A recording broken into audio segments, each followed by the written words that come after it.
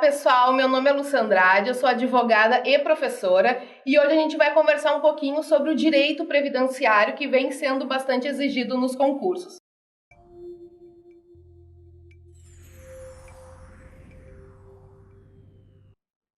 A medida provisória 664, ela também trouxe significativas mudanças no benefício da pensão por morte. Então, todos os segurados vão poder instituir pensão por morte se deixarem dependentes, sendo que o benefício, antes da MP, independia de carência, ou seja, a carência não era obrigatória. Mas a partir da medida provisória 664, isso mudou um pouquinho. Por quê? Conforme o artigo 25 da Lei 8213, passou a ser exigido para dar o benefício da pensão por morte, carência de 24 recolhimentos mensais para a concessão da pensão por morte como regra geral. Salvo, claro, sempre existem as exceções. Então, como nós vimos, a carência vai ser requisito obrigatório para a concessão da pensão por morte. A MP 664 achou interessante que fosse requerido carência de 24 contribuições mensais. Mas nós temos exceções. Então, a pensão por morte, ela só vai dispensar a carência apenas em duas situações. A primeira, quando o segurado falecido se encontrava em gozo do auxílio-doença ou aposentadoria por invalidez. E a segunda opção é quando a morte do segurado acabar por decorrer de acidente do trabalho. Essa exigência de carência para a pensão por morte de 24 contribuições mensais, que foi determinada pela MP 664, na verdade, ela busca reduzir os enormes impactos desse benefício da pensão por morte na nossa previdência social, assim como ele também visa impedir filiações à beira da morte que tem somente com o objetivo de gerar mais benefícios de pensão por morte. Desde o advento da MP 664, nos termos da atual redação do nosso artigo 74, parágrafo 2º, o cônjuge, o companheiro ou a companheira, eles não vão ter direito ao benefício de pensão por morte se o casamento ou a união estável tiver ocorrido há menos de 2 anos do óbito do instituidor do benefício.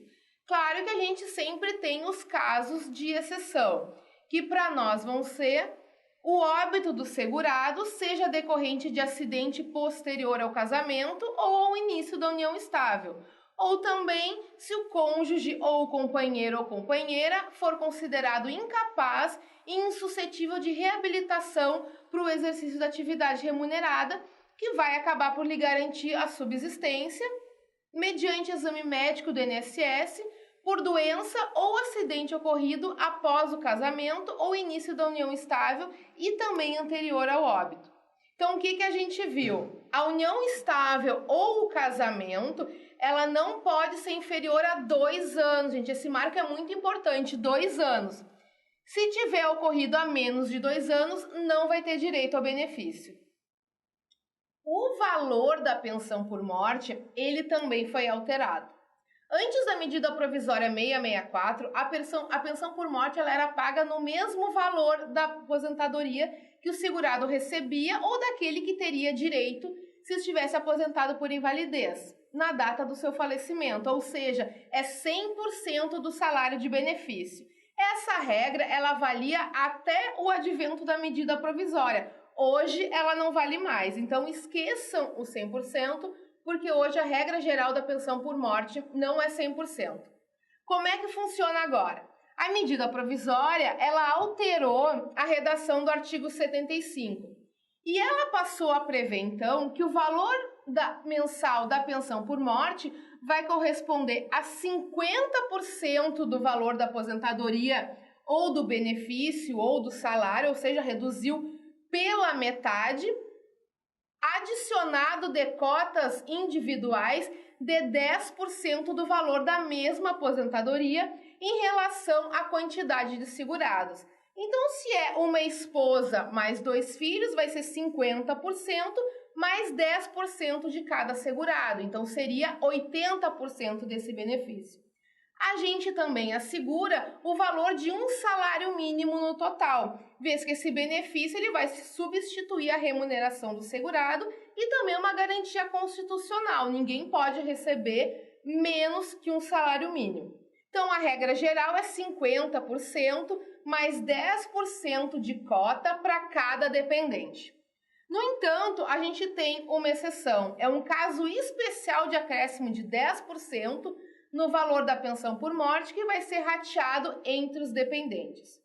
Isso vai acontecer no caso de ter um filho do segurado ou pessoa a ele equiparada que seja órfão tanto de pai como de mãe na data da concessão da pensão ou durante o período de manutenção desta, observado, obviamente, o limite máximo de 100% do valor da aposentadoria que o segurado recebia naquela data ou em relação ao valor da aposentadoria por invalidez.